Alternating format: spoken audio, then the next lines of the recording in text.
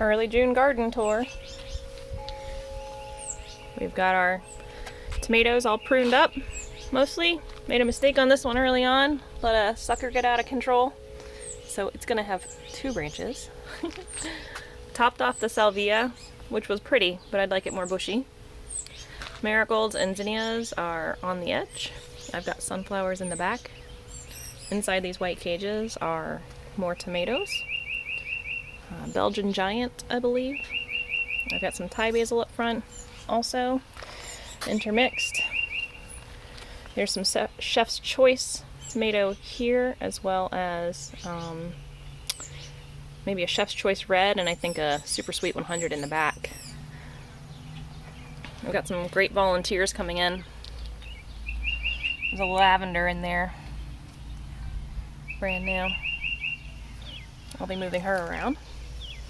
And somewhere in here is a pumpkin. There it is. It's a volunteer pumpkin, so we'll see what happens there. So the front bed's coming together really, really well. I topped or pinched off all of my peppers that were in these pots last week, and already they're really bushing out, so I'm excited about that. This is a peach tree that I got from a friend a couple months ago. So it's about tripled in size, so that's exciting. I'd like to be able to put it out in the yard at some point. My tansy already needs to be repotted or put out in the garden. I was worried it was going to take over, but it's got a flower, so that's cool. And here's some more of my peppers. These were the ones that came out. We've actually potted these well before the last frost date and just kept moving them in and out so we can get an early start. This lavender's looking really strong, and I've got some friends in there with it. I think those are all snapdragons. The garlic has looked better, but I think that it's just running its course.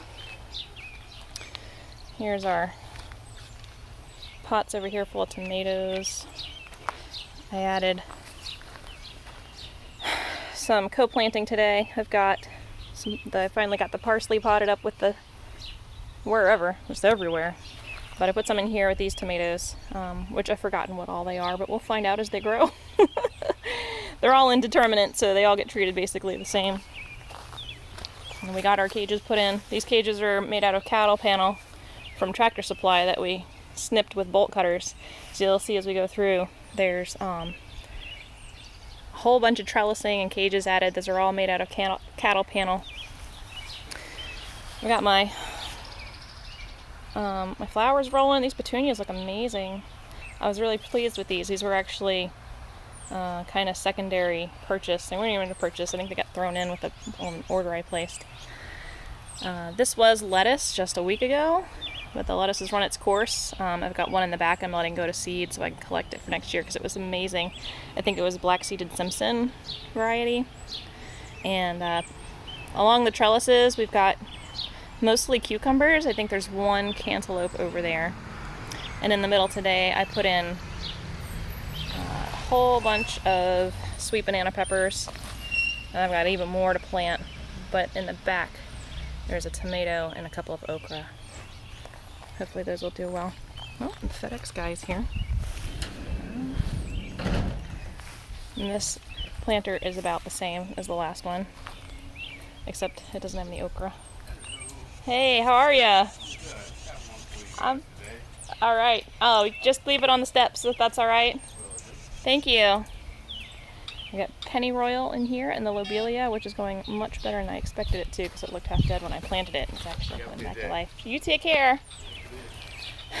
I pruned these tomatoes up as well. Again, I have no idea what they are anymore because I've lost track. But I co-planted today with the basil and the parsley in the pots with them. And I think that these cages are going to do really well. We opted to not close the front of the cages. 3 sides seemed like plenty. And also I didn't really want to go buy any more cattle panel. We were getting tired of working with it after doing so much trellising. Our square foot beds, which I guess they're just raised beds really, are doing great. The red romaine here in the front is just growing gangbusters. I got those from the Rappahannock area adult industry plant sale. And this is red leaf lettuce. It's delicious. Needs water. Definitely gotta keep it watered right now as it's getting warmer. These are some chili peppers that I don't know what they are. They were called chili. That's it. There's one there, and there's one in the middle. They were in a sad state for a long time. They got hit with the cold. They were protected from the frost, but they did not appreciate the cold, so they had a slow start. Here's my pollinator attractors. These big leafy guys in the middle are cabbages. There's one in the front here closer. I think it's a Dutch boy, and the one in the back is a flat globe, or I don't remember. There's some sort of cabbage. I think I wrote it down. And I got some basil in there because I could tuck it in. I had some space. And this is all golden zucchini. And because it's only just now June 2nd, I think, we haven't seen any squash bugs yet. And I'm hoping to really get powered through on the zucchini before they hit.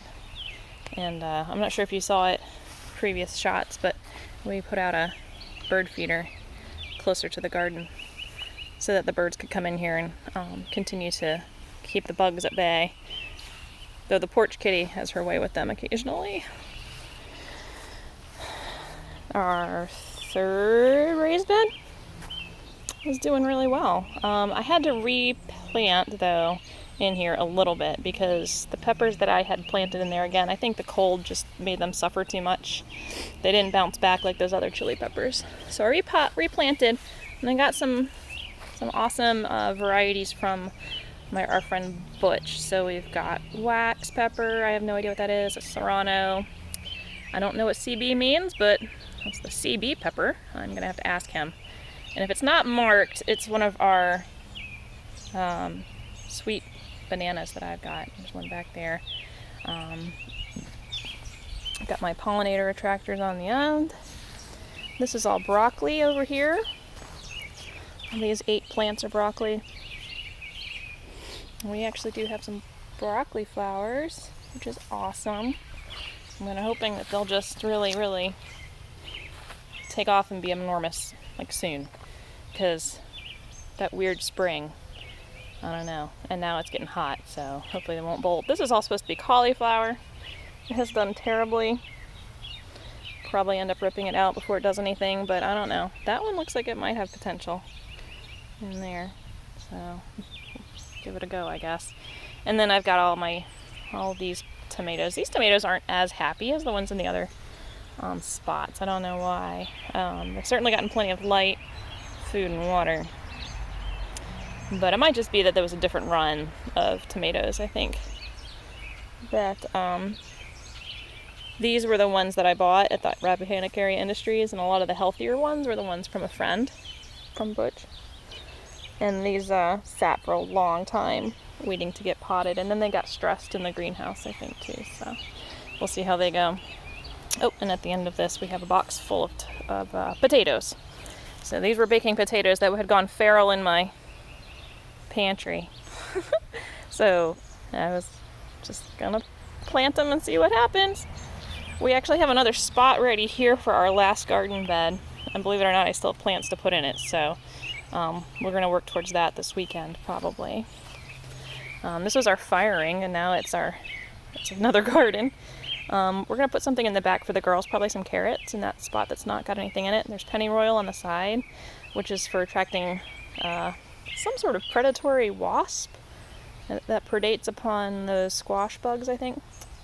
And these are Jerusalem artichokes and a curly parsley that got tucked in there with Laurel, because the rest of this bed is actually our butterfly garden, me and Laurel. So we have a lot of things in there that are for the butterflies and the pollinators. And we have bird feeders as well for the birds, so they can continue to help us with our nasty bugs. We've got a big boy in this pot here, and a volunteer of some sort of squash or cucurbit, maybe, I don't know. Looks like a squash though. That one came up from the compost that we used, I think, in there. And that was kind of fun. I'm going to let it go and see what it is. Probably some sort of weird hybrid. It's going to be useless, but it'll be fun to see it grow. And I'll put some herbs in there too, because I think I have a little bit of basil left, Pat. This was the most recent bed we put in, and it's got quite a mixture. On this side, we're going to put another cattle panel. So this one's going to have actually 3 sides of cattle panel trellising on it. We just lost steam and got tired, so we'll do one more just for this one. And then I think in a cage for this big boy, and that'll be the end of that.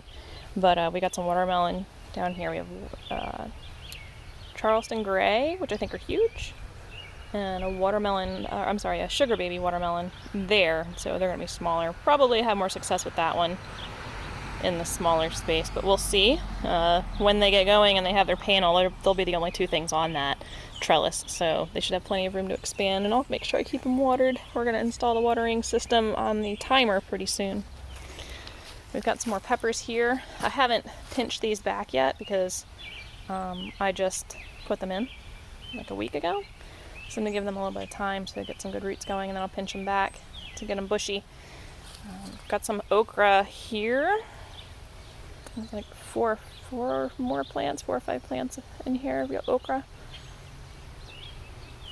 which I actually mostly add to smoothies and stuff like that, so that'll be cool. Some more peppers. I am not entirely sure what that one is over there, but I think it's a pepper. I thought it was an okra. I don't know. Doesn't look like either one of those now that it's growing up. Okay, so we've got some more. We got more tomatoes on the side because we had a very generous friend. Thanks, Butch. So this one on the end is a lemon boy. Let's see. This one here is a new girl. So those are both hybrids. This one's not marked, so who knows? I don't know about this one. We'll see how he goes. He's a little yellow, and he's been yellow, but he's growing. So I'm gonna have to just sort of keep an eye on him and not let him use that spot for too long if he doesn't make it worth my while. And then let's see, this one's a Chef's Choice Orange, and this one's gonna be a Chef's Choice, whatever S means, I don't know, stripe maybe?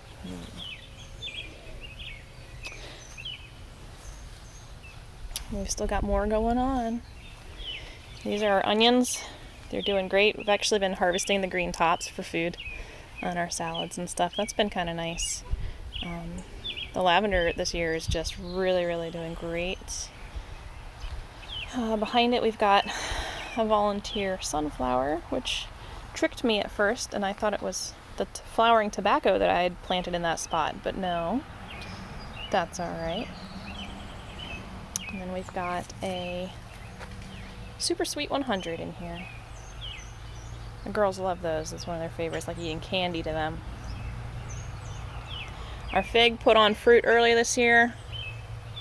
This fig is named Jefferson because my father got the original tree or bush at Monticello for us. It set fruit early, and then the frost hit and it dropped them all. And now we're going to get nothing, I think, because that's the way the fig rolls. Our water system is up and going.